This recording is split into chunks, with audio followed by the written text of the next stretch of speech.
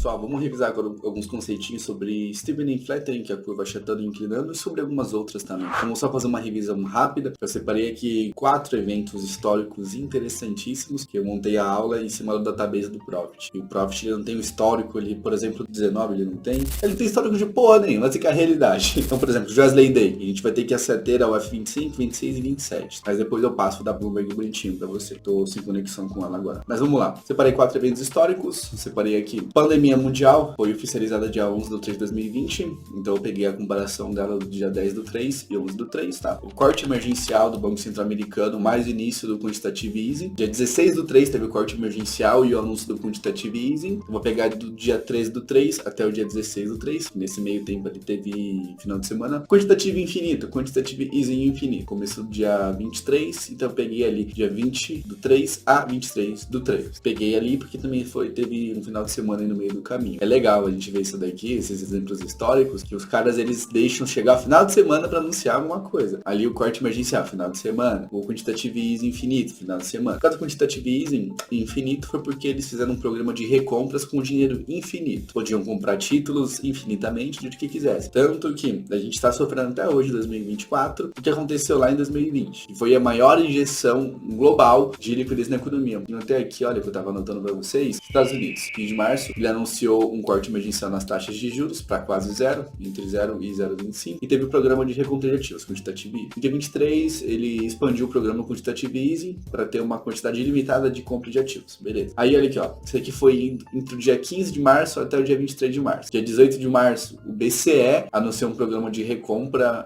de emergências pandêmica, que foi o PEP, 750 bilhões de euros para recompra de ativos. Aí o BOE, Bank of England, Banco da Inglaterra, anunciou um aumento de 200 bilhões de libras. 200 bilhões de libras e depois mais 400 bilhões. Daí foi 645 bilhões no total que eles colocaram. E também teve o corte da taxa de juros para 0,1%. E o Banco do Japão, ele teve ali... Na verdade, eles só fizeram injeção de liquidez na economia mesmo. E o Brasil, a gente teve lá o plano de injeção de liquidez na economia, a redução da taxa Selic e operações compromissadas. Também teve o auxílio emergencial, foi uma porrada de coisa. E foi o maior, historicamente falando, foi o maior evento de injeção de liquidez na economia global. Isso daí acarretou big problemas pra gente hoje em dia. A inflação descontrolada, era o transitory, que o Powell falava toda hora, que a inflação era transitória. Aí chegou um momento que falou, não é transitória, fudeu. O mercado panicou legal. Vamos lá, vamos sair de teoria de papinho. Pandemia mundial. Eu vou dar um segundo aqui pra vocês e vocês comentem aqui embaixo qual que foi o movimento que ela fez. Vou contar até o 3 aqui, ó, pra vocês olharem, pausa aqui. Pandemia mundial, qual que é o movimento? 3 segundos aqui, ó. 1, 2, 3. A gente pode ver aqui, olha, dia 10/3. Ontem, no caso, teoricamente hoje. A diferença entre o dia que foi anunciado a pandemia e o antes de ter realmente pandemia global, pode ver que a diferença aqui é que as taxas de juros do próximo dia, elas subiram praticamente igualmente, tá? Apenas o F18 que não subiu igualmente. O F25, ele tava a 6,19. Um dia depois ele subiu aí praticamente 700 base points, tá? 70 base points. 700 base points é embaçado. Subiu 0,70. O F26 saiu de 6,57 para 7,35, subiu. 6,84 para 6,60, 7,60. Só que teve uma leve queda, não sei dizer exatamente o que foi, mas foi bem leve e foi fora da curva, tá? Não foi padrão isso daqui. Nesse cenário, a gente pode caracterizar aqui um paralelo bearish. Tem até outra colinha aqui pra gente. Um paralelo bearish, todas as taxas sobem igualmente devido a uma política monetária contracionista, como o aumento nas taxas de juros pelo Banco Central. Isso daqui é um movimento que aconteceu durante o anúncio de realmente pandemia global pela OMS, no dia 11/3. As taxas de juros subiram juntas, tá? Subiram praticamente iguais juntas. Teve esse desvio aqui da curva, o F28, mas eu tava na tela nesse dia, o F24, o F23, o F22, o F21, o N20, todas as curvas eles estavam subindo ascendentemente. Era um puta de um risco nervoso, era um risco global, era algo que ninguém nunca tinha visto, pelo menos nos últimos 50 anos ninguém viu nada desse tipo. Então o mercado precificou um urso risk-off global gigante. As taxas de juros, é legal a gente ver isso daqui, eu até fiz uma anotação pra gente, taxa de juros Brasil nessa época, a pandemia, ela foi oficializada dia 11, eu acho que bizarrice foi muito bruto isso aqui, cara, mas beleza, até que tudo bem. Início da pandemia, exatamente aqui. Olha aqui, 2 dias antes, 5 dias antes, cara, 6 dias antes aqui, olha. A partir daqui, a curva ela já começou a subir exponencialmente. Aqui falando, aqui a gente tá vendo o DI 29, tá? A curva, como um todo, tava subindo. A curva toda tava precificando um movimento geral de risk-off, que no caso, a curva toda subindo igualmente, vamos relembrar. Agora que vocês sonhem com esse slide. A curva aumentando igualmente em todos os vértices, todas as taxas de juros subindo devido, todas as taxas sobem igualmente devido a uma política monetária contracionista, como aumento nas taxas de juros pelo Banco Central. Era o que o mercado estava precificando no momento, porque não tinha outra coisa para o mercado precificar. Veio a porra de uma pandemia, o mercado ia ficar parado, produção ia ficar parado, tudo ia ficar parado. Se tudo ia ficar parado, cara, o que ia acontecer? O governo vai injetar liquidez, injetou liquidez, injetar liquidez descontroladamente, depois quando a economia voltasse ao normal, o que porra que ia acontecer? Ia acontecer o que está acontecendo agora. Então o mercado já precificou todo esse cenário aqui já nesse momento. Um movimento paralelo bearish, tá? Curva ascendente. E aqui realmente foi quando aconteceu a pandemia. Depois a gente teve os estímulos, os controles e sei lá o que, injeção de liquidez, e a curva ela subia aqui 100 base points num dia, e depois caía mais 100 base points, aí subia 100, enfim, foi um caos isso daqui. Aqui dia 11/3, a gente teve ali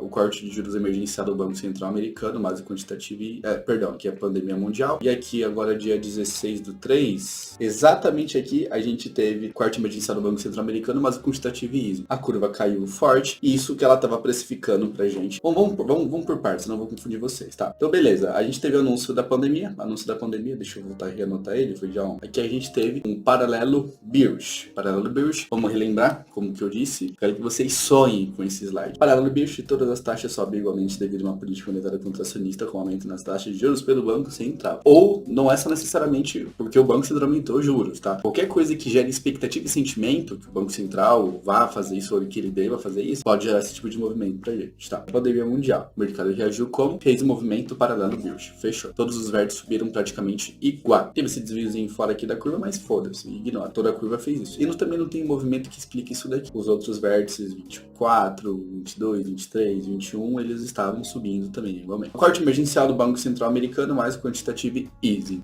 Esse movimento aqui, o que a gente pode ver? Aqui a gente tem um movimento claro, certo? Nesse movimento que está acontecendo, ontem, tá? Antes deles anunciarem o corte emergencial e depois deles anunciarem o corte emergencial. Aqui a gente tem um movimento diferente do que aconteceu aqui na pandemia mundial. A gente tem um movimento no qual aqui os vértices curtos, eles estão caindo levemente fortes, e aqui no vértice longo, eles estão caindo um pouco mais leve. E isso daqui caracteriza um movimento claro com flattening bear. Taxa de curto prazo sobe mais devido a políticas de curto prazo ou choques econômicos temporários. Foi exatamente o que teve aqui, foi um choque econômico. Flattening bear, simples, tranquilo, tá? Deixa eu pegar aqui para vocês também o que aconteceu aqui, dia 16/3. O mercado ele subiu forte, mas depois ele veio caindo tudo, o mercado de juros.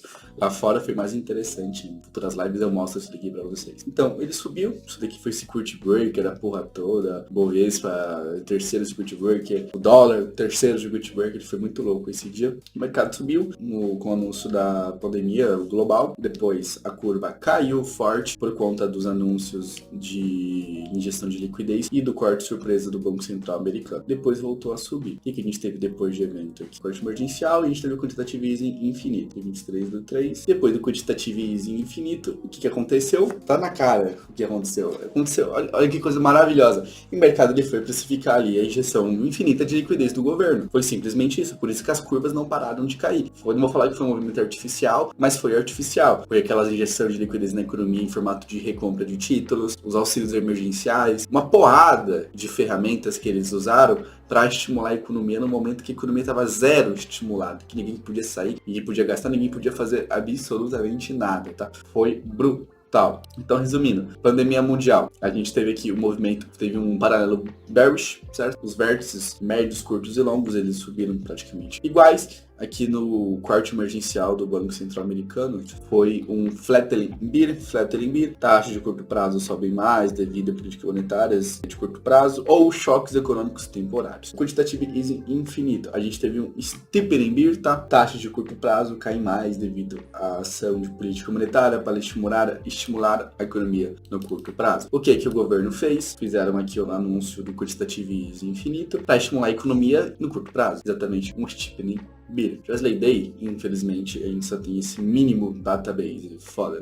Já que não temos os vértices o suficiente para fazer análise do Josley Day, vou colocar na tela aqui para vocês o F29 no dia do Josley Day. O maior gap da história está exatamente aqui, olha. Olha que brutal, cara. Aqui foi dia 18 de maio e aqui dia 17 e 18. 17 e 18. Vamos ver agora a bagunceira. Ave Maria. Que coisa brutal. Cara, olha esses spreads. O negócio saiu de... Tava achando até estranho. Saiu aqui de 10,15 para 11,91, quase 12. Foi muito louco esse dia. A curva subiu 24% do dia pra noite. Abriu o gap isso daí. Só de gap foi 13% e depois ali subiu mais 4% e continuou subindo mais 4%. Foi brutal em cima, tá? Foi só uma revisão, tá?